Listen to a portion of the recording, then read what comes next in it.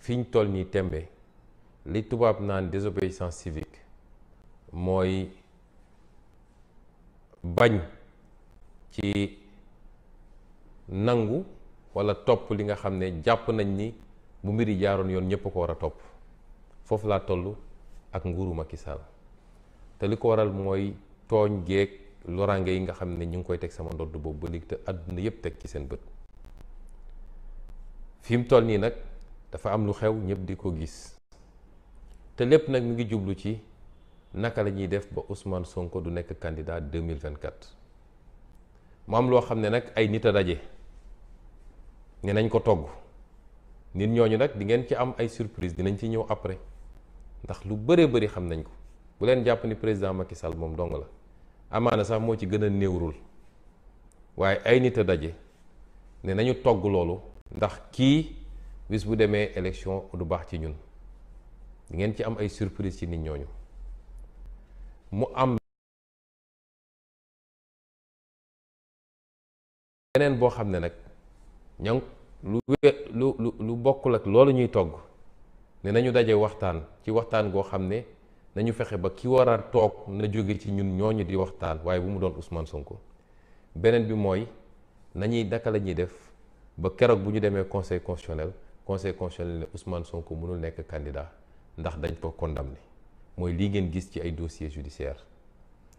Sénégal ñu gis loo xam ne ci diir bu gàttee nii ngeen dossier yu dul jeex doxal directement moom ci boppam ndax ku ne procureur ne ministre de la justice mooy Macky Sall moo naan ministre de la justice defal ni ministre de la justice woo procureur ne ko programmel wala defal li wala defal lële wala poursuivre wala defal mandat de dépôt yooyu yëpp demandel mandat de dépôt bokk yooyu yëpp mi ngi jóge ci Macky Sall kon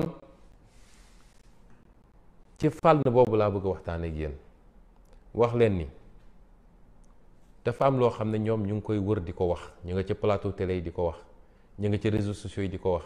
ñu ngay wër ci ambassadeurs yi di ko wax ña ngay seeti kilifa diine yi di ko wax mooy lan mooy Ousmane Sonko respecté wul état bi respecté wul justice bi buñ ko woowee du wuyu si may wax ni loolu méngoowul ak dëgg li ko firndeel mooy musuñu maa woote wuyu ji mu Sénégalais yi damay bëgg suñuy wax ñu wax ci loo xam ne lu nit mën a teg loxo la benn yoon lañ ma mus a woo ma ne leen ñëwuma te mooy woote bu njëkk ba le 7 février 2021 yàgg na ñaari at ak lu tegu ci gannaaw te li taxoon may leen ñëwuma mooy yoon dafa man ngi nekk député kenn mu maa woo te teg ma xëy rek ñu ne ma woo nañ la gendarmerie da ngay ñëw may leen déet lii la ma constitution may lii la mooy yoon may mënu leen ko jalgati waaye boo génnee boobu yeneen yëpp bañ ma wooy dama wuyu si bi ñu demee ba teggi sama malaanu kiiraay te teguñu ko ci yoon fiñ ko jaarale jaaduwut dama nangu le 3 mars 2021 man leen maa ngi leen di wuyu si Sénégal yëpp gis ngeen bi ma jógee di dem wuyu si ñëw ba rond-point Mermoz lañ Antoine Diome joxe ndigal ñu arrêté sama convoi génne ma de force dugal ma ci seen oto yóbbu ma téye ma section recherche téye ma fa juróom benni fan bu dul woon yow askan wi nga xam ne yaa jóg taxaw ne lii duma ko nangu kon tey jii maa nga prison ñu jël seen temps yëpp ne ñu ngi defar seen instruction parce que dañoo laloon seen plan ba nas ko ba teg ko ma dellu di la gërëm yow askan wi di la gërëm ci taxawaay boobu xam ni loolu dafa gën a yokk ci man dogu gi ma dogu ni man jaamu askan gi la jaamu askan wi la mooy sama xëy sama gontu sama noxe yi la ma ci dese bopp mooy nu may def ba askan wi léppam baax ba tappale gi fi nekk jóge fi ba alal réew bi ñuy luubal jeex fi ba ni ñuy jëlee suñu mbir tubaab yi di ko yóbbu te suñu alal waroon des ci réew mi jóge fi man loolu mooy sama combat politique askan wi dem ba comprendre ko jiili ma ji moo tax góor rek la mën a nekk ñu jógee ci loolu waat nañ ma fi juge d'instruction bi mu ubbiwaatee dossier bi woo na ma fi lem ma woo yëpp dama wuyu si. woo na ma bu njëkk ne ma kaay ma laaj la ma dem laaj mu toogaat ba mu nekk ko ne ma kaay damay woote ndax dama leen di defal confrontation mooy ngeen toog ku nekk layoo ma dem nangu ñuy toog tuuti police woo ma wala dikk ne ma am na ko fi déposé plainte ñëwul wuyu ma dem wuyu ji ko ñu toogaat ñu convoqué ma le 16 février ma jóge sama kër di dem tribunal ñu song sama convoi dóor samay nit ay lacrymogène ñi ñu jàpp leen dem tëji leen ma dem tribunal ñu ne renvoyé nañ affaire ba le 16 mars may dellu si di ñibbi si yéen ñëpp yéen a teg seen bët ñu bloqué sama oto ci Soumbédioune daal di toj sama vitre oto mënoon nañ ma gaañ mënoon nañ ma rey gaañ nañ ma sax waaye mënoon nañ ma rey sax toj sama vitre lu kenn mësul gis ci koo xam ne mi ngi ñibbi këram daal may génne ci oto bi par la force ne dañ may dugal ñoom ci seen oto blindé ñoo xam lu ñu defoon ci oto bi bëgg ma dugg ci ne ci noonu lañ ma yóbboo ma ñibbi sama kër loolu àdduna bi yëpp gisandoo ko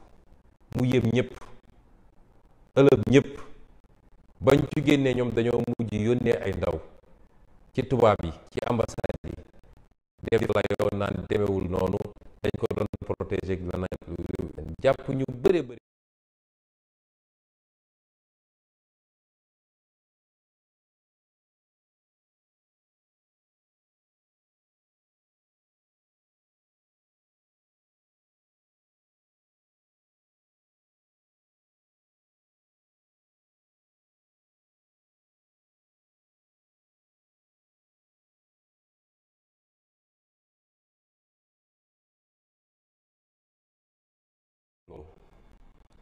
gannaaw bu ñu gërëmee sant suñuy naataango leaderu Yewwi Askan Wi nga xam ne tey def nañu waxtaan wu am solo waxtaan ak sénégalais yi te jëmale ko ci suñu jëmm daal di feddale kóllëre ak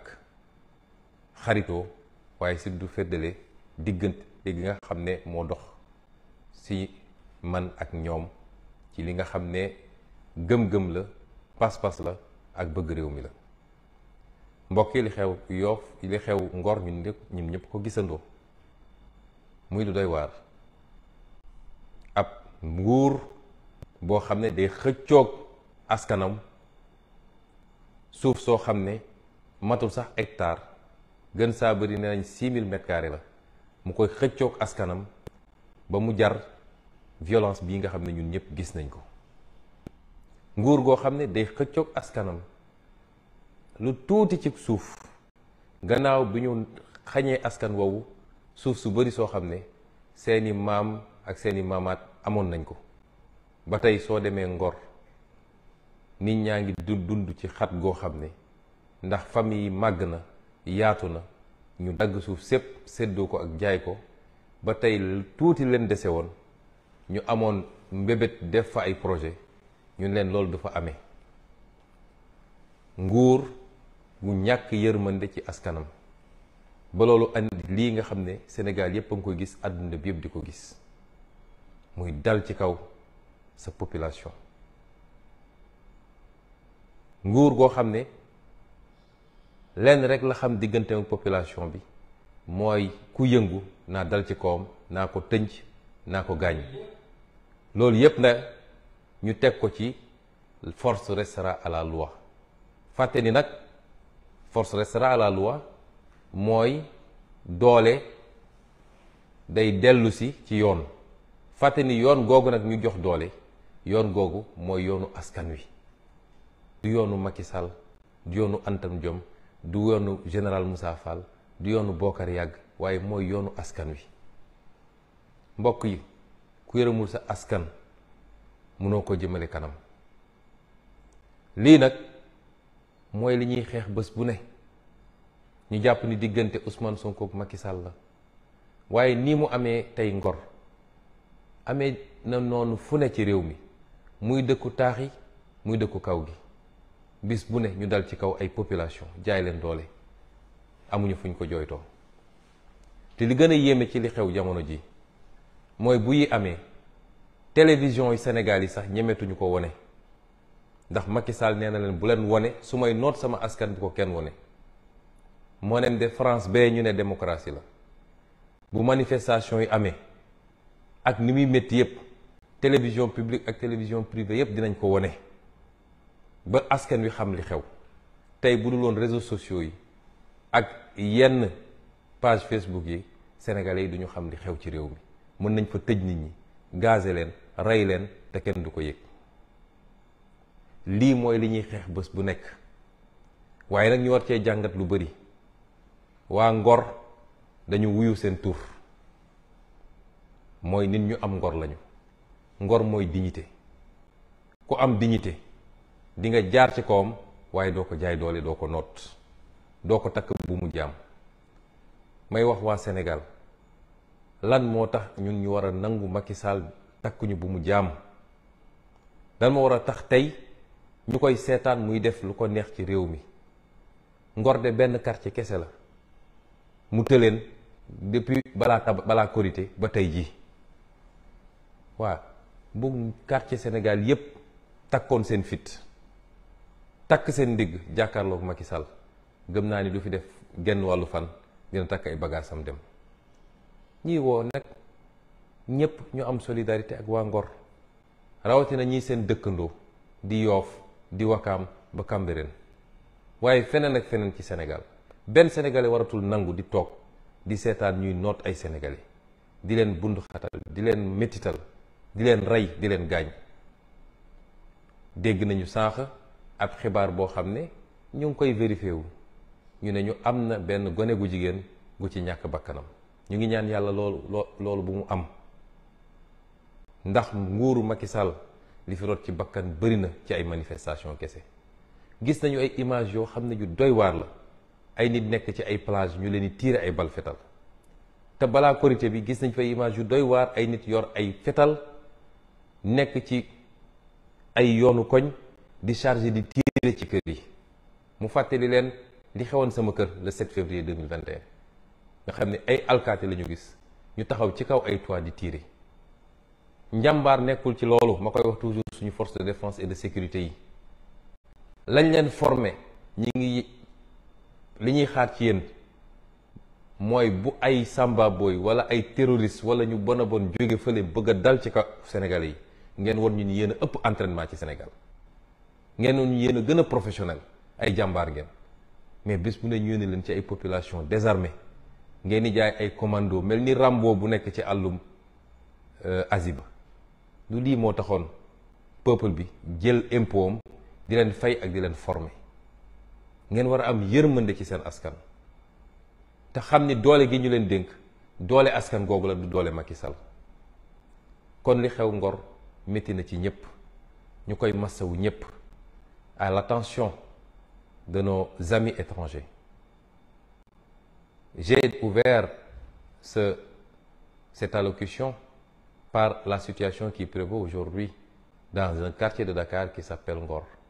Les images que vous voyez dérouler en boucle derrière moi se rapportent à ce quartier, où depuis plus d'un mois maintenant, des populations réclament un petit lopin de terre de 6000 m². Des populations qui ont été spoliées de toutes leurs terres ancestrales, qui ont été soumises à la course foncière qui prévaut à Dakar, où des lotissements ont été faits, partagés tout le temps par les mêmes, des politiciens, des hauts fonctionnaires, pour être revendus à prix fort. De sorte que ces populations aujourd'hui vivent dans la promiscuité dans leur quartier traditionnel. Et le petit lopin de terre qui leur restait leur est aujourd'hui enlevé pour soi-disant l'édification d'une brigade de gendarmerie, ce qu'il faudrait vérifier d'ailleurs. Et ces populations disent niet. Et la seule réponse que Macky Sall leur sert, c'est encore la répression, la violence et la brigade. Et les images qu'on a vues aujourd'hui, les images qu'on a vues les jours passés, sont indignes d'un État comme le Sénégal. Et Macky Sall use et abuse de la répression sous le fallacieux prétexte que force doit rester à la loi, ignorant que la loi, c'est le peuple sénégalais. Et ce qui se passe est déplorable. Et c'est cela l'objet de notre combat de tous les jours. C'est ces violences que nous subissons tous les jours. Beaucoup de Sénégalais ou certains Sénégalais ont pu penser que c'est une adversité politique simplement, que ça tourne autour de la conquête du pouvoir. Que nenni, on se bat pour des principes et des idéaux, pour que notre démocratie, pour que nos libertés ne soient pas confisquées par un homme boulimique de pouvoir, entouré de gens qui se sont enrichis sur le dos du Sénégal et des Sénégalais. Et aujourd'hui, nous constatons ce qui se passe à Ngor avec beaucoup d'amertume. Mais l'enseignement qu'on en tire, parce qu'en Wolof, Ngor veut dire dignité. Et ces habitants-là répondent bien au nom de leur cité. Parce que désarmés, même désarmés, ils font face à un régime arbitraire et délibérément violent. Nous appelons tous les Sénégalais à se solidariser avec le quartier de Ngor. Et le principal enseignement que j'en tire, c'est que si les Sénégalais se mettent debout, prennent leur courage à deux mains, il n'y a pas de force de répression qui peut les contenir. Et Macky Sall ne passera pas une journée de plus à la tête de ce pays. Si c'est un quartier qui résiste depuis plus de 2 mois, imaginez ce que ferait le soulèvement de tous les quartiers pour résister à l'oppression. Et c'est pourquoi j'appelle tous les Sénégalais, et particulièrement les quartiers limitrophes de Yoff, de Ouakam, de Cambérène, tous les quartiers limitrophes, à se solidariser avec nos frères de Yoff. Il nous avons été informés qu'il y aurait eu déjà un mort, précisément une jeune fille. Nous sommes en train de vérifier l'information et nous souhaiterons qu'il n'en soit pas ainsi. Et ce serait déplorable parce qu'il y a eu trop de vies humaines perdues sous le régime de Macky Sall, abattues lâchement par des forces de défense et de sécurité pendant des manifestations. Des dizaines aujourd'hui. Et Macky Sall ne compte pas s'arrêter à si bon chemin. Il faut arrêter ce massacre qui ne dit pas son nom. Et c'est pourquoi je lance un appel à tous les Sénégalais et à toute la communauté internationale à s'intéresser de très près à ce qui se passe au Sénégal. mbokk yi lii la ñu bëggoon a ubbee parce que lu ñu dab la balaa ñuy commencé yéeguñu ko woon ba ñuy door enregistrement bi sànq ci suba. ñu ngi leen di jox rendez-vous dans quelques minutes le temps que techniciens yi positionné élément bi ngeen mën a déglu li nga xam ne mooy waxtaan bi ñuy seq ak yéen tey asalaamualeykum wa rahmatullah wa barakaatu.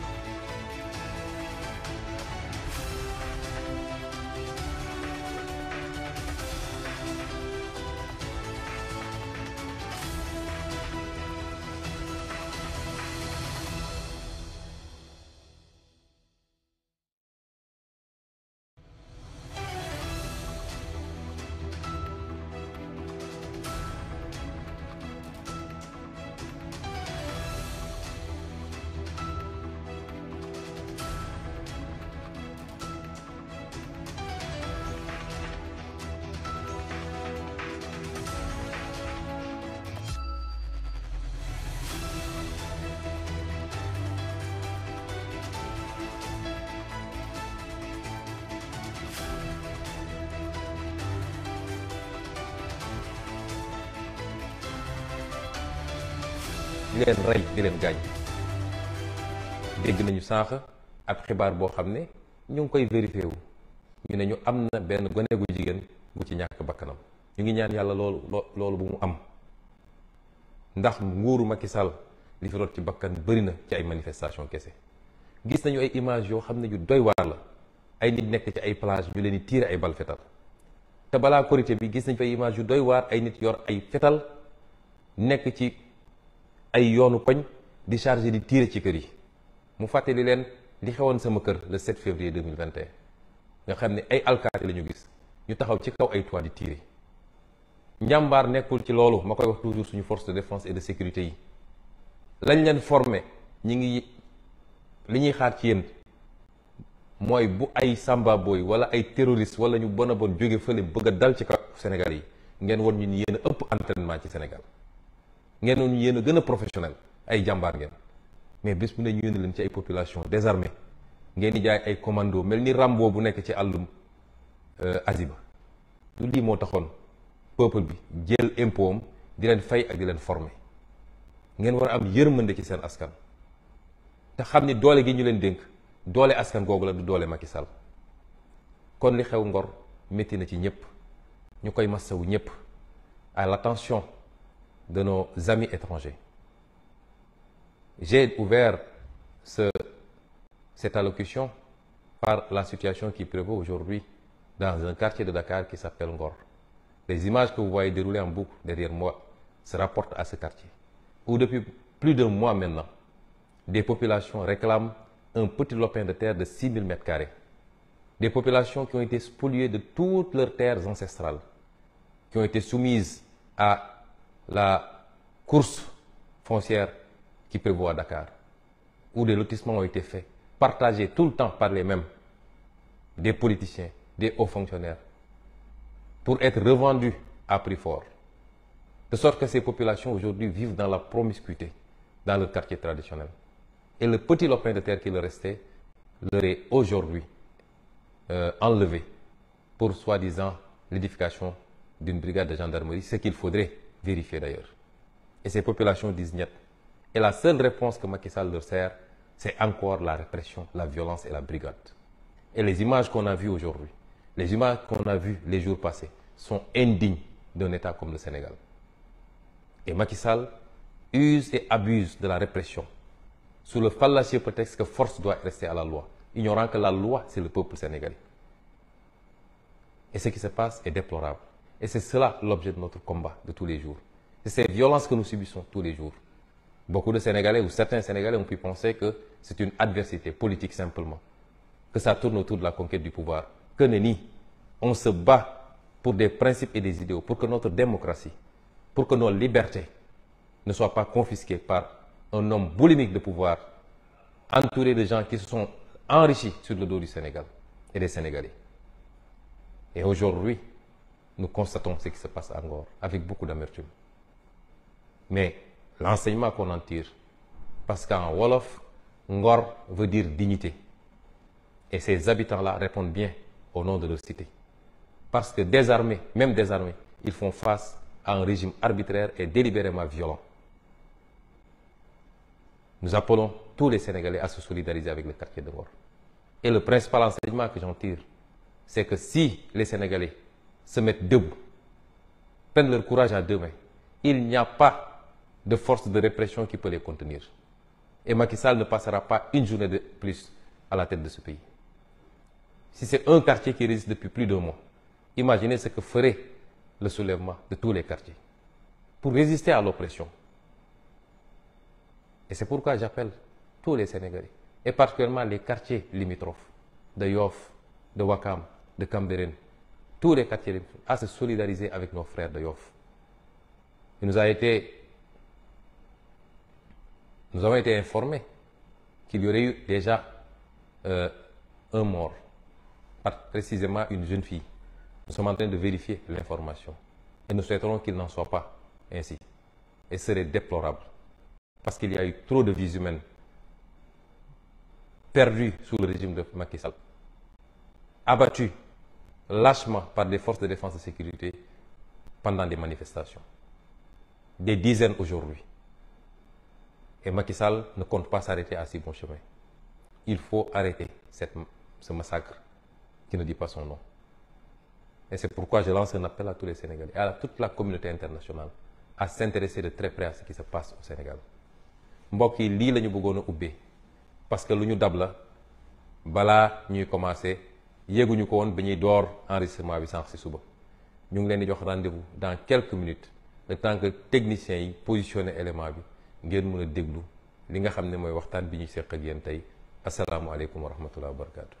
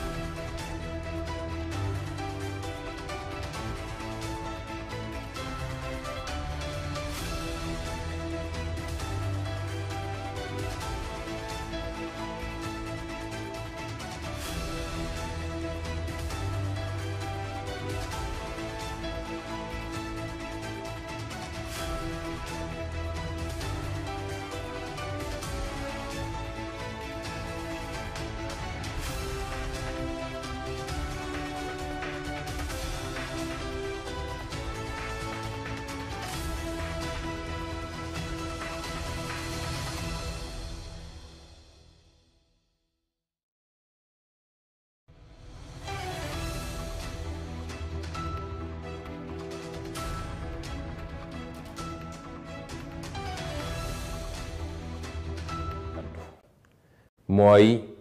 ay sàmbambo yu daje daa di mbubboo justice ak àtte pour wëyal dogalu Macky Sall wala ndigalu Macky Sall muy lenn Ousmane Sonko mi nga xam ne jaaxal na ma bu fi jaaxal yem tiital na ma bu fi tiit yem te xam naa ni bu ñu jàmmarloo ci élection ku nekk yor sa xob war a sànni mënuma am fu ma jaar ba duma donte moom sax amul droit ci élection ba waaye bu dee moom moo xalaat loolu mu gën koo bir ni ku mu teg ci ay ndongoom bu ñu demee élection amul benn chance suñu kanam mu ne kon foofu kooku faw rek ma pexeel ko lii ngeen di gis yépp te yéen a ko gën a xam lii rek moo ko waral wax naa leen nag ni problème bi gën a rëy ci Sénégal mooy problème mu justice su ñu nee justice nag maasaale wuñu ñëpp waaye ay magistrat la yoo xam ne matuñu 10 waaye saa su nekk rek am ñu ci yokk liste bi ngeen yoroon yokk leen ci bis ni ki démb ñett ñi nga xam ne ñoo àtte démb boo gisee nag mbir mi di dem nii boo gisee mu mel nii dafa am lu ci Macky Sall di jublu li xew démb ñaar la ci Macky Sall doon jublu ba ca njëkk mooy dalal xelu magistrat yooyu ne mën ngeen def lu ma leen sant te dara du leen ci fekk ndax yor naa réew mi yor naa alkaati yu doy yor naa ay policiers yu doy kenn du leen laal ma gëm lu ma wax ñooñu ni Macky Sall ma ngi leen di nax ndax ñun li ñuy xeex du ci benn fan du ci benn weer waaye li ma wax keroog dinaa ko waxat képp koo xam ne jóg nga ci lu dul dëgg jublu ci rek lor ñu ilaa yow mi diin fu ñu la mën a delloo li ñu def dinañ la ko delloo bu soobee yàlla mooy tey moo xam tey la wala suba wala gannaaw ëllëg rax ci dolli dalal xel magistrat yi wala yenn magistrat bokk dem ba mbir mi ñu def ko seen mbiru bopp xam nga koy àtte da nga war a àtte ak mbir mi nu même suñ la critiqué nga war a àtte nit da nga war a jël auteur àtte ko wax rek li nga xam ne moom la yoon wax waaye comme dama faral di leen critiquer te ñeme ko ndax ay nit dong lañu duñu malaaka duñu yonent ay nit kese lañu barki démboog démb ñu nekkoon fii ci université ak école yi di dox dugg ENAM génn ñu jox leen robb ñu sol ñenn ci ñoom foog nit egg nañu maqaama boo xam ne kenn waratu leen wax suñu juumee ne da ngeen juum bu ñu dëngee ñu ne leen da ngeen dëng te yàlla xam ne ni ñii may wax ni dañoo dëng loolu ñu leen di critiquer nag métti na ci ñoom ba ñu jàpp ni dañoo war a fayonteeg Ousmane Sonko jàpp ni loolu day tax ba keneen ci Sénégal yi dootul ñeme critiquer justice ak magistrat may leen bu ngeen xamoon ki ngeen ko séqal di ngeen xam ni man loolu du dara ci man ñaareel bi ci Macky Sall jublu nag mooy càmbar ñun suñu ndëgër laay ci xeex suñu ndëgër laay ci jàkkaarloog moom ma dellu wax leen ni li ma waxoon 2021 laay waxaat tey ndax lépp lu fi xewoon 2021 xewaat na fi wala sax lu ko gën a garaaw situation bi ñu toll la xewoon 2021 muy jóg bëgg a pexeel benn nit ci ay complot ki tappale ba yow askan wi nga jóg ne du fi amee tey ñu ngi ci situation bu ni mel amul dara lu ci soppiku waaye am na sax lu ci yokku ndax su dee 2021 benn tappale nga doon toppee Ousmane Sonko tey yaa ngi koy toppee lu mat ñett wala ñeenti tappale su doon 2021 coowal mandat amuloon tey coowal mandat am na kon tey réew mi toll na foo xam ne ku mu tiitalul ci Sénégal dara dootul tiital mu jàpp nag ni ci tolluwaay boobu ñu toll fokk rek mu daal di càmbar ñun suñu dëgër laay ci xeex bi moo tax ma ne leen li ma waxoon 2021 dama koy wax lu ëpp loolu dama ne woon woo naa ñëpp pour résistance pour bañ ndax bañ mooy li nga xam ne mooy mandarga bi gën a suufe ci mandarga nit boo xam ne am na dignité nit koo xam ne bañ na lu dul dëgg nit koo xam ne munul d'accord ak lépp loo xam ne mbirum tappale la bu nit demee ba sañatul bañ dara desu fi loolu mooy résistance ni ma ko waxoon ci bam laa koy waxaat tey jii ci bu gën a tàng sax mooy woo Sénégal yëpp ñu jóg taxaw jàmmarloo ak jàkkaarloo ak Macky Sall bu mu yaakaar ne nag xeexu benn fan la wala ñaar wala juróom parce que jamono ju nekk ak nooy xeexee xeexu mars 2021 ak xeexu diggante mai ba décembre 2023 bokkuñu ñaari xeex yu wute la waaye olof dafa ne sàcc sabar sàcc ndënd yomb na waaye foo koy tëggee mooy jafe nee nañu Ousmane Sonko du bokk ci élection bi aywa nañu dem waaye fan lañ koy yàkkee dinañ gis fu mu jëm ci Sénégal bi moo tax nag ma woo ñëpp militant militante sympathisant sympathisante waaye képp kuy sénégalais te am looy bañ ndax ñun dañoo juddu ci dignité Sénégal dañoo juddu ci dignité dañoo juddu ci liberté fekk fi démocratie boo xam ne suñuy maama ko fi bàyyi woon loolu yépp tey ñu bëgg ñu koo xañ def ñu jaam ci biir réew mi képp koo xam ne xam nga ni lii di ràmp fi muy jëm mooy nooteel goo xam ne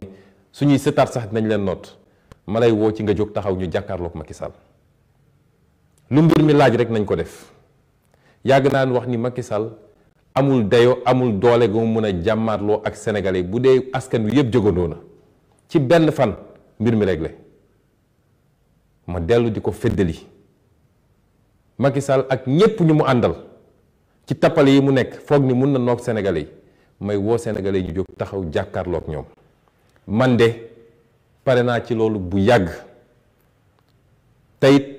du ma buuse mètre ci li may wax ndaxe mbaay yi am yépp naan yaa ngi woote ay waxtaan ak yu demee noonu noo mu nee woo ay nit waxtaan ci jamono jooju yaa ngi yor sa paaka ni dama leen di rendi loolu rek doy na ci mandarga ni kii li muy wax sincèreul ci moom kon ku yaakaar ni foofu la mbir yi di jaare ndax nga sa bopp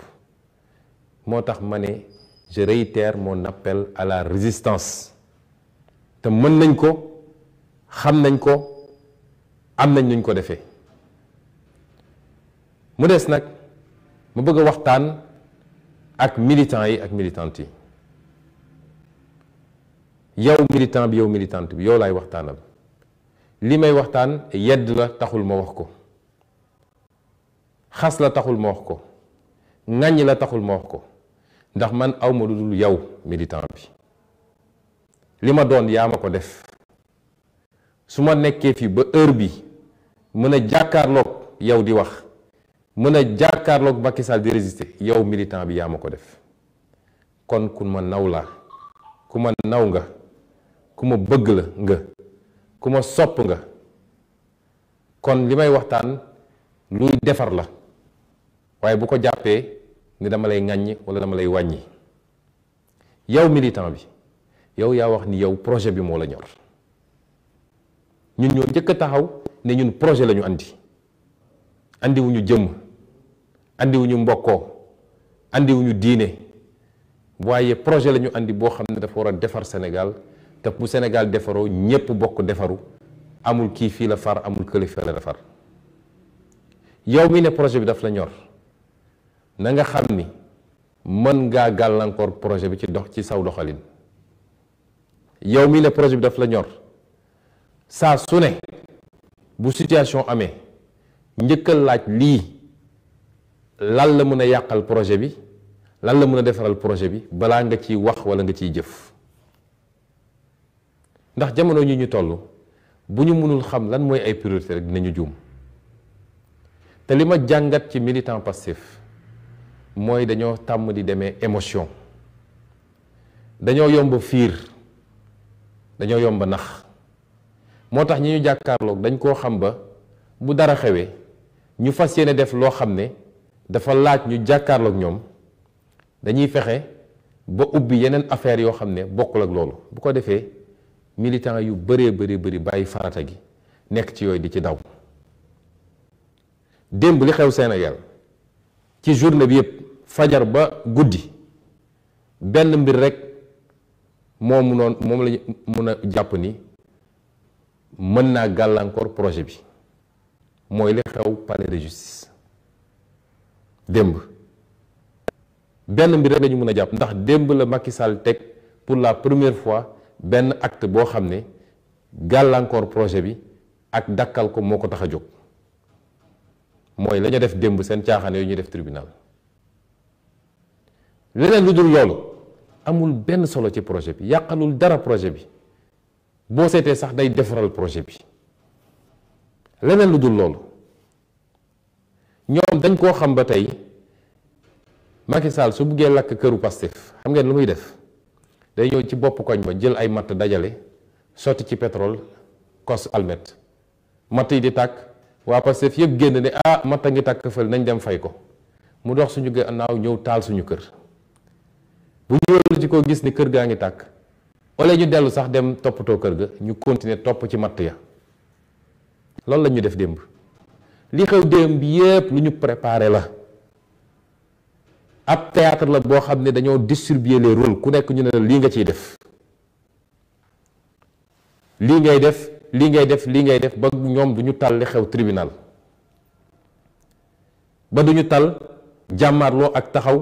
wane seen naqar malheureusement patriotes yu bëri daal di dem tàbb ci loolu ku nekk di wane ni maa dàq tontu maa gën dang làmmeñ maa gën a xam li xew waaye su dul dara sax ñu sedd ci xale yi nga xam ne ñoom ñi ngi ci mbedd mi di xeex suñu mënul wàcc ànd ak ñoom xeex ñu jox leen loo xam ne dina leen gën a dooleel ci xeex bi ca fa ñu nekk ñun ba tax nag war nañoo xoolaat suñu bopp parce que dañuy nax de diversion yi dafa yomb te du guléet saa su dara amee ku nekk dem topp benn affaire mu di ci wax suba ba guddi di ci publier ay vidéo te fekkal la ñu waroon tax a jóg ñun mooy tey li xew démb yépp lan moo ci mën a gàllankoor projet bi leneen loo fi jël Sénégal yi réglé nañ ko seen bopp ndax ku xool commentaire yi xool réaction yi xam ni Sénégal yi réglé nañ ko seen bopp ndax askanu Sénégal askan bu mat la bu ñor la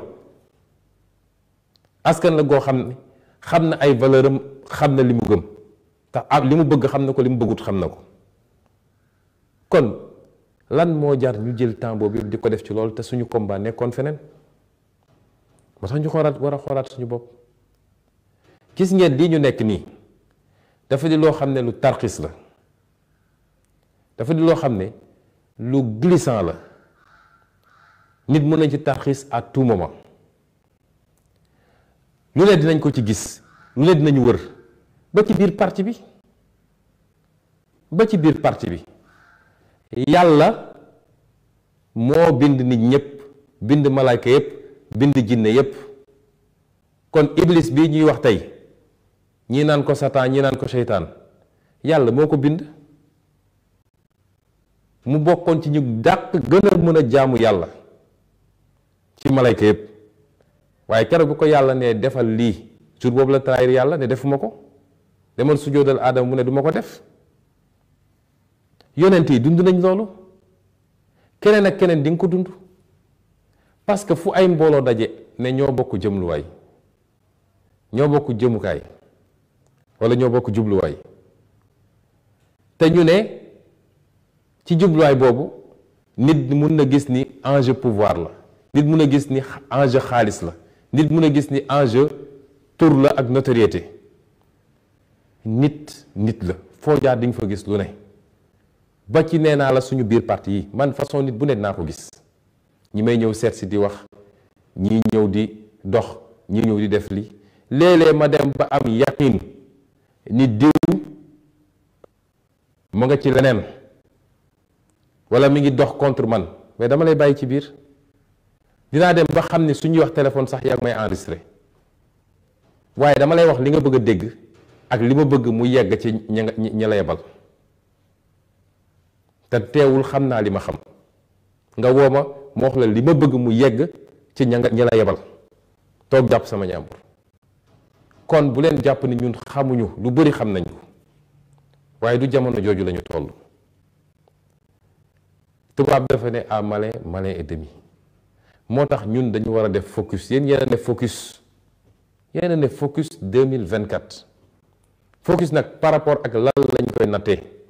mooy projet bii ñu bokk. lan moo ko mën a gàllankoor, lan moo ko mënul gàllankoor, lan moo ñu tere nekk lan moo ñu mun a yàqal candidature, lan moo ñu mun a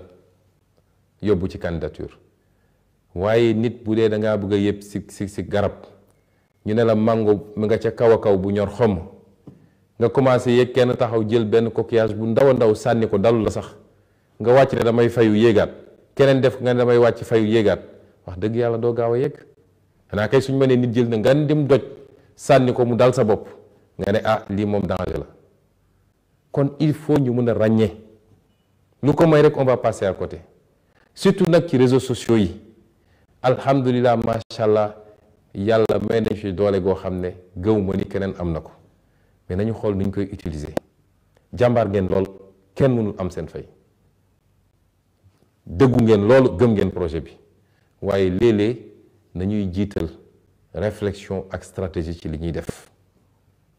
mënu ma leen woon ma bañ a wax lii, waaye ma wax leen ni tey laa gën a nekk candidat. tey jii laa gën a nekk candidat. tey jii laa gën a wax ni gannaaw yàlla mi nga xam ne mooy borom kun fa yakun, kuy dund ci àdduna gi di noyyi ngelaw gi ñuy noddi, yàpp ni mun nga maa nekk tere nekk candidat, gisaguma ko. réew mi nag fi ñu jëm xam nañ ko. bu dee rek lay xeex bi mooy fexe ba réew mi doot rendre ko ingouvernable, xam ngeen ni am nañu mooy am nañ pas-pas bi te mën nañ ko. kon ma leen gën a soññ dañu gën a defaruwaat. gis naa ñenn ñi seen bët xonq na démb, gis naa ñenn ñi mel nañ ni ñu am choc. loolu dafay seen normal, ay nit kese lañu, waaye sama rôle mooy ma wax leen ni loolu amu fi place fi mu toll nii. jóg leen siggi, jóg leen takku, jóg leen laxasaayu,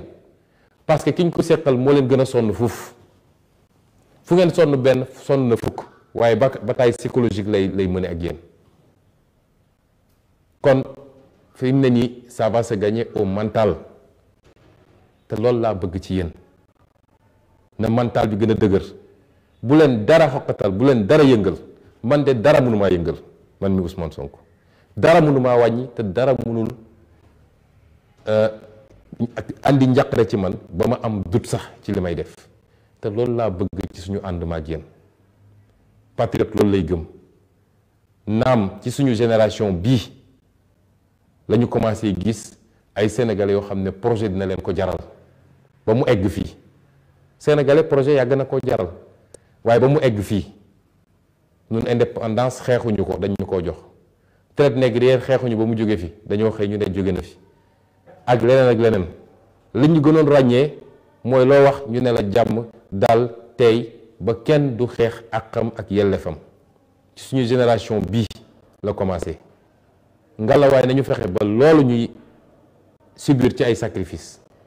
na doon loo xam ne mooy soppi Sénégal ba faw te gën saa gudd juróom-ñetti weer moo ci des kon nañu gën a takk ndigg yi may daaneel nag ci woote gi mooy xam ngeen ni F24 day def manifestation le 12 mai bii defe naa mooy ajjuma ñu koy defee fële place de l'Obélisque F24 dafa di kuréel goo xam ne dafa dajale mbooleem seen acteurs yi mbooleem seen ñuy yëngatu ñii parti politique lañu ñii mouvement citoyen lañu ñii société civile lañu ñii ay syndicat lañu ñii ay personnalité lañu ñooñu ñëpp nag li leen boole mooy dem ba xam ni Sénégal mi ngi en danger ñu ne kenn ku nekk si ñun su toogee fi mu toog di seetaan bés buy egg fu ëpp loxo fii la ñuy toog naan suñu xamoon su du woon loolu du ñu daje noonu ñu dajale woon 2011 ci même format bi noonu la ñu dajewaat waaye ci lu ëpp doole waaye loolu nu mu am doole ci jëmm li koy gën a jox doole mooy yow citoyen Sénégal bi kon bu ñu demee ba ay nit jël seen initiative def lii pour que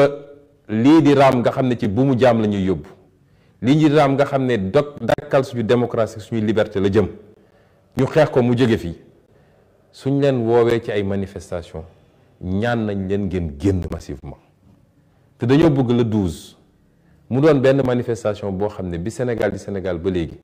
kenn mësul gis bu ni mel wax nañu suñu manifestation bu ñun parti bu Kër Massar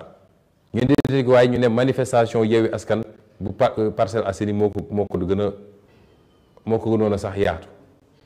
bii dañoo bëgg soo boolee ñaar yooyu sax mu ëpp leen loolu nag yaa ñu ko mën a may yow citoyen bi ñu leen di woo yéen ñëpp ñi nekk ci région yi sax département yi surtout département yi nga xam ne soriwuñu Mbour Thiès ba Ndar Louga Tivaouane Mbacké waaye même département yi sori ku ko mën yéen ñëpp nañu dem daje ji Ndakaaru ba def manifestation boo xam ne àdduna yëpp danaan musuñoo gis lu ni mel ci Sénégal loolu dafa am solo c'est pas du symbole kese de waaye dafa am lu muy dëggal ci li nga xam ne moom la ñuy ubbi moom la ñuy dëgmal à partir de vendredi ba keroog Macky Sall di ñu abal kon bu ci kenn tàyyi te bu ngeen fa ñëw it lu ma leen di ñaan la surtout yow ndawu Pastef bu ngeen fa ñëwee na ngeen ànd ak dal ak tey loolu la ngeen mus a wax na ngeen respecté ñi ngeen fay fekk ñëpp ci ay leader politique ndax ña fa nekk ñun ñi ñëpp mën nañu am suñuy woro mun nañu am suñuy divergence mun nañu am yoo xam ne bokkuñ ci gis-gis mun nañu am sax suñuy ñoll wala suñuy ñagas-ñagas démb ak barki démb waaye tey ñun ñëpp dañoo ànd daje ne benn adversaire la ñu am te mooy adversaire du Sénégal muy Macky Sall kon ku fa dem def fa noo forul def ab leader taxaw nga am noo comporté wu nu bokkul ak bi nga war a comporté wu yow yaa ngi néewal ñii xeex ngir démocratie ñii xeex ngir liberté ñii xeex contre le 3e mandat waaye yaa ngi dooleel Macky Sall te ku ko fa defit ñu jàpp ni sa leader la ko defloo te ñun musuñu ko sant kenn suñu toxalin ak suñu taxawaay dafa mus a nekk benn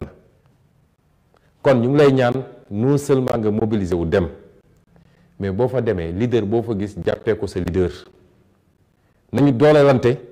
pour mun a jàmmarloo ak Macky Sall parce que taarixu Sénégal histoire du Sénégal li mu wone mooy à chaque fois ñu dem ba am alternance dafa fekk ñi waroon daje ñëpp ci parti politique société civile syndicat pour ne lii fi xew du yoon daje nañu jàppante joxante loxo waaye kenn mënul beru ne man rek dinaa ko régler kon lii laa bëggoon waxtaan ak yéen di gërëm leader yi yépp nag su ma limee rek juum ñii woote nañu ñii bind nañu message ñii def nañu seen déclaration leader yi yépp buy politique buy syndicat buy société civile yéen ñëpp maa ngi leen di boole ci ngërëm gi nga xam ne maa ngi leen koy gërëm ci seen solidarité ak seen taxawaay ñu ngi leen di gërëm bu baax asalaamaaleykum wa rahmatulah wa barakaatu. réew mi bañ naa dootuñu nangu kenn noot ñu réew mi bañ naa déet. Chers concitoyens, amis étrangers, bonsoir. Nous nous trouvons pour la deuxième fois en à peine 48 heures pour examiner ensemble l'actualité dont la plus récente est celle de la journée d'hier. Je voudrais d'abord vous remercier tous ceux qui ont pu réagir pour nous manifester et nous témoigner leur solidarité. Je n'ai pas pu répondre parce que vous imaginez bien que c'est des centaines et des centaines de messages d'ici, de la diaspora et de l'étranger. Nous vous en remercions et vous rassurons que nous sommes plus que jamais déterminés à aller jusqu'au bout de ce combat. Nous sommes plus que déterminés à en finir avec le régime de Macky Sall. En profiter pour vous rassurer qu'aujourd'hui, plus que jamais, Ousmane Sonko est candidat à l'élection présidentielle de 2024. Et comme je l'ai toujours dit, en dehors de la volonté divine, il n'existe pas de créature sur terre qui peut m'empêcher d'être candidat à cette élection. Vous rassurez que ma détermination reste intacte à tout point de vue. Rien ne peut m'ébranler, rien ne peut m'atteindre et chaque acte posé est une motivation supplémentaire à en finir avec le régime de Macky Sall. Et je suis heureux de constater que je le partage avec des millions de Sénégalais, la majorité écrasante des Sénégalais. Chers amis, ce qui s'est passé hier est d'une gravité extrême. Ce n'est même pas une parodie de justice, c'est du banditisme judiciaire comme je l'avais prédit avant-hier. Mais je voudrais dire également que l'objectif recherché par Macky Sall est double. Le premier, c'est un objectif de rassurer le petit club de magistrats complètement soumis à ces desiderata qu'ils peuvent poser des actes similaires en toute quiétude parce qu'il a tous les moyens pour les protéger. Je voudrais dire à ces magistrats que nous menons un combat dans la patience et dans l'endurance et que tous ceux qui se sont associés à des entreprises de liquidation en violation flagrante du droit et des procédures rendront compte tôt ou tard et d'une manière ou d'une autre. Parce qu'il est temps que certaines choses cessent dans ce pays. Le pire, c'est que ces magistrats, désormais, ont fait de ces dossiers-là des affaires personnelles. Parce qu'ils souffrent, ils acceptent mal que je puisse me livrer régulièrement à une critique en règle contre leurs agissements qui sont en marge de tout ce que le droit autorise. Nous en sommes à ça, la personnalisation des dossiers. Et pour eux, en s'attaquant comme ça à Ousmane Sonko, au-delà de Ousmane Sonko, c'est un message très fort qu'ils émettent à l'endroit de tous ceux qui seraient tentés de les critiquer par rapport à leurs attitudes déviantes. Et c'est pourquoi le combat que nous menons va au-delà. Parce que nous savons très bien qu'il y a une partie de la magistrature qui est complètement couchée et qui aujourd'hui tient le pays en otage et risque de le faire basculer vers des situations déplorables. Je veux dire à ces magistrats que vos intimidations ne passeront pas. Vous n'êtes que de simples êtres humains comme tous les êtres humains. Vous pouvez vous enfermer dans vos bulles et vous faire des idées. Mais si vous sortez dans le pays, si vous entrez dans le Sénégal profond, si vous allez là où les Sénégalais se réunissent, vous comprendrez l'idée que les Sénégalais se font de vous. Et qui n'est que mépris, dédain et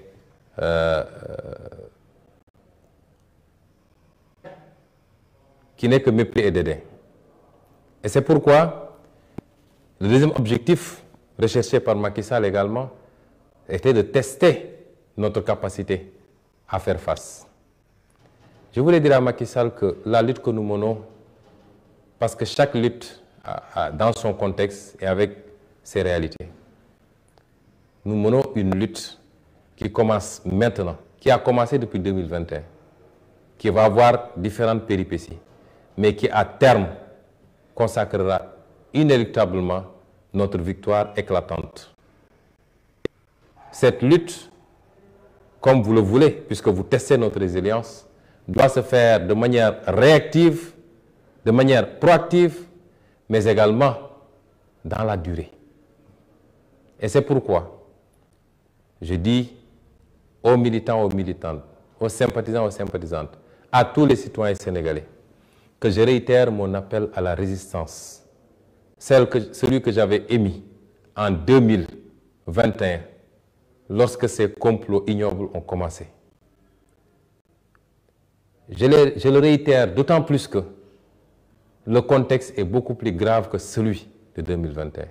Parce qu'en 2021, il n'y avait qu'un complot, aujourd'hui il y en a 4 ou 5. En 2021, il n'y avait pas de débat sur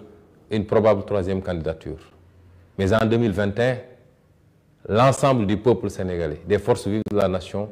n'avait pas encore senti la gravité de la situation au point de se retrouver dans des cadres aussi vastes et aussi hétéroclites que le F-24 pour faire face à Macky Sall et à sa dictature. La dictature de Macky Sall ne fait plus l'ombre d'un doute. La communauté internationale le sait maintenant, puisqu'elle observe. Et ses rapports en attestent.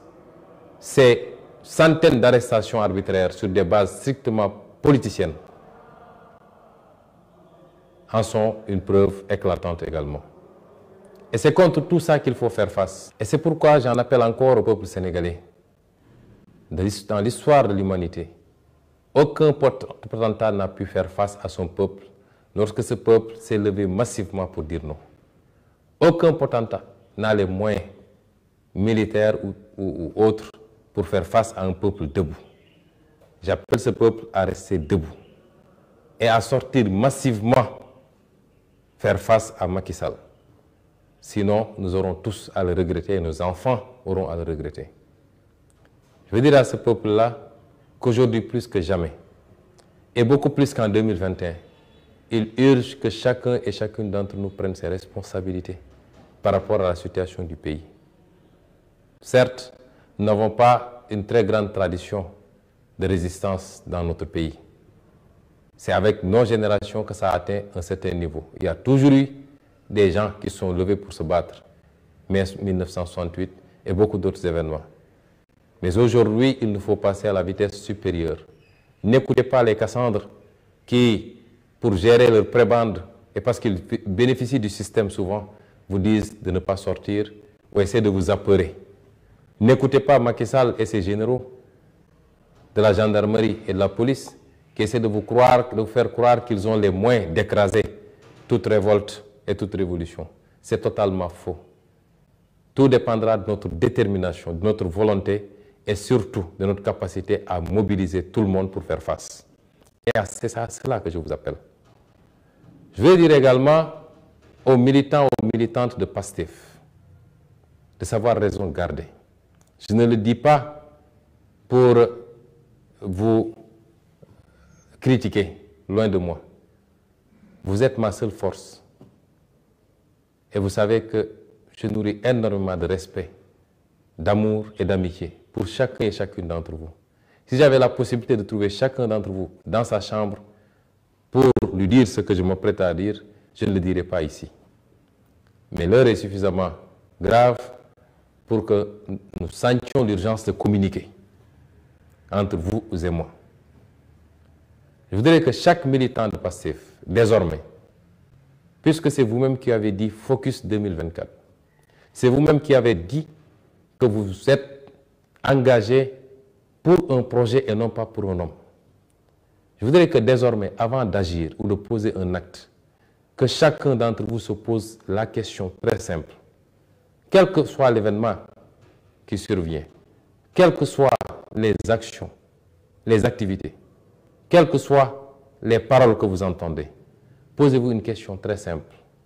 En quoi est-ce que ça préjudicie au projet ou pas? En quoi ça présente un risque pour le projet ou pas? Et à partir de ce moment, vous pourrez définir ce qui relève du principal et ce qui relève de l'accessoire, ce qui relève de l'essentiel et ce qui relève du périphérique. Il est important que nous ayons ces réflexes. Parce que les militants de PASTEF, quelquefois, pêchent par passion, mais peut-être par inexpérience politique également. Et nos vis-à-vis le savent si bien qu'à chaque fois qu'ils préparent un coup contre nous, leur laboratoire élabore un plan beaucoup plus vaste avec des contre-feux et de fausses pistes. Et malheureusement, beaucoup de nos militants s'engouffrent dans ces pièges au détriment de l'essentiel. Chers militants, militantes, sympathisants, qu'est-ce qui s'est passé hier? De tous les événements survenus hier, lequel avait un rapport direct avec le projet et lequel peut constituer un risque ou une menace pour le projet? Il n'y en avait qu'un seul. C'est ce qui s'est passé au palais de justice. Parce que pour la première fois, Macky Sall, aidé par ses juges, a posé un acte, une avant-première en tout cas, par rapport à son obsession de liquider Ousmane Sonko et de l'écarter de l'élection présidentielle de 2024. Pour la première fois. Donc le seul événement hier, la seule activité qui peut avoir un rapport direct avec le projet, c'était ce qui se passait au palais de justice. Mais bien entendu, une mise en scène avait été savamment préparée avec des contre-feux et beaucoup de nos militants ont laissé la proie pour l'ombre et se sont livrés à une concurrence sur Internet, sur les réseaux sociaux, sur toutes les applications, une concurrence à qui, mieux que l'autre, pouvait répondre à telle sortie ou à telle intervention. Et au détriment de l'essentiel, malheureusement. Finalement, même cette activité, même cet événement est passé presque inaperçu par rapport à l'essentiel. Ne serait-ce que pour ces milliers de jeunes qui sortent se battre dans la rue. Nous ne pouvons pas continuer à nous laisser divertir, à défaut de sortir, être à leur côté pour se battre. Mais si on doit communiquer, communiquons dans le sens de les renforcer dans la bataille. Hier, ce n'était pas un jour pour faire du juridisme, pour débattre sur ce qui est ou ce qui n'est pas juridiquement, pour débattre sur les procédures, elles sont bonnes ou elles ne sont pas bonnes.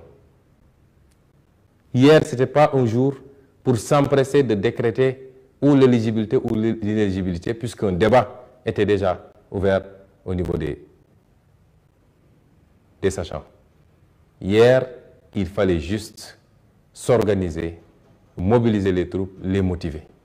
Et malheureusement, on est passé à côté parce qu'on a passé beaucoup plus de temps à débattre sur des polémiques stériles qui ne nous apportent absolument rien puisque le peuple sénégalais a déjà tranché. Il suffit de voir, d'écouter les micro-trottoirs, de voir les commentaires, de voir tout ce qui s'est passé pour savoir que le peuple sénégalais a tranché ces débats. Parce que le peuple sénégalais est d'une maturité que nous-mêmes, acteurs politiques, souvent, nous n'avons pas encore totalement cerné. Le peuple sénégalais connaît ses valeurs. Le peuple sénégalais sait écouter, entendre et comprendre. Alors, pourquoi perdre tout ce temps dans ces débats sérieux? Et il est bon qu'à partir de maintenant, j'en conjure à chacun et chacune d'entre vous, chers militants, militantes, que nous nous focalisions sur l'essentiel, que nous évitions de nous laisser distraire, que nous évitions d'y aller par passion simplement, parce qu'on a parlé du président Sonko, tout le monde rit sur les brancards.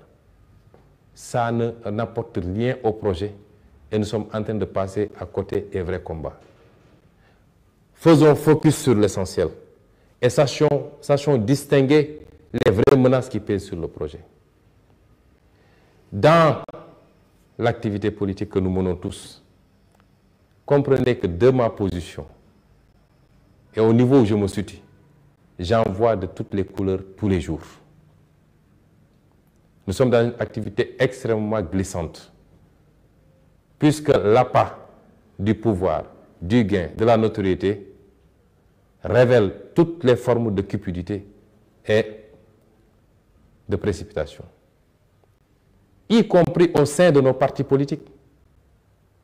y compris dans notre propre formation politique. Mais les prophètes ont vécu cela. Tous les grands hommes politiques ont vécu ça. Personne n'échappe à cela. Parce que c'est lié à la nature même de l'être humain. Quand il s'agit d'aller à la conquête de quelque chose qu'on considère comme étant, comme devant produire des gains, de quelque sorte que ce soit. Et c'est pourquoi aujourd'hui, nous nous retrouvons dans des situations que vous voyez. Je peux vous assurer qu'il y a énormément de personnes qui tournent autour de moi, dans le parti politique, en dehors du parti politique. Je peux avoir énormément d'informations. Je peux savoir que telle personne est à côté de moi, mais joue à un autre jeu. Mais comme je dis à malin, malin et demi. Et je laisse faire. Il m'est arrivé même de savoir qu'en discutant avec quelqu'un au téléphone, soit il était assis avec quelqu'un et avait mis un haut-parleur, ou était en train d'enregistrer notre conversation. Et je faisais comme si je ne savais pas. Et je lui dirais ce que je voulais qu'il entende et qu'il fasse entendre à ses commanditaires. Et ça me permet en retour d'avoir les informations que je veux. Comprenez donc que nous ne sommes pas des naïfs, nous savons ce qui se passe. Recentrez-vous vers l'essentiel et évitez les polémiques stériles. Le peuple sénégalais s'en charge lui-même. Et c'est pourquoi je voudrais que dans cette invite à se recentrer sur l'essentiel, je voudrais vous demander de répondre massivement à l'appel du F24 pour la manifestation qui doit se tenir le vendredi 12 mai à la place de l'Obélisque à partir de 15 h. Nous voudrons que cette manifestation soit unique dans les annales politiques du Sénégal. Nous voudrions avoir un rassemblement humain jamais vu de mémoire de Sénégalais. Ceci est extrêmement important parce que nous en sommes à cette phase. Ce n'est pas seulement symbolique, mais c'est un moyen d'acter un nouveau départ par rapport à la lutte que nous portons tous ensemble pour le départ de Macky Sall. Le F24 est un bon cadre pour le porter, puisqu'il réunit en dehors des acteurs politiques, des mouvements citoyens, des acteurs de la société civile, des syndicats, des personnalités indépendantes, tous réunis autour de l'essentiel, c'est-à-dire comment sauver ce Sénégal, comment sauver sa démocratie, comment sauver les libertés, comment faire respecter la Constitution par rapport à une troisième candidature illégale. C'est pourquoi il est important, quand les acteurs acceptent, malgré nos divergences, de se donner la main, il est important que le peuple fasse bloc derrière ces acteurs-là pour qu'on atteigne le résultat voulu. Et c'est pourquoi je demanderai également à tous les militants, de PASTEF singulièrement, d'y aller avec discipline, massivement, mais avec discipline, de respecter tous les leaders qu'ils trouveront là-bas, de respecter également leurs militants, leurs sympathisants. Quelles que soient les divergences qu'on peut avoir, aujourd'hui, nous tous réunis, nous n'avons qu'un seul adversaire, c'est Macky Sall et son régime. Et à chaque fois qu'on s'attaque à d'autres leaders, à chaque fois qu'on a des comportements malsains par rapport à d'autres leaders, on affaiblit l'opposition de manière générale et on renforce Macky Sall et son pouvoir. Et à chaque fois qu'on le fait, on ternit également l'image de son propre parti et de son leader parce qu'on nous impute souvent certaines choses alors que nous n'en sommes absolument pas responsables. Je voudrais donc demander à tous nos militants que je remercie une fois de plus, que j'encourage, parce que nous avons des militants formidables dans PASTEF. Nous n'avons pas de militants. Nous sommes des frères et des sœurs, engagés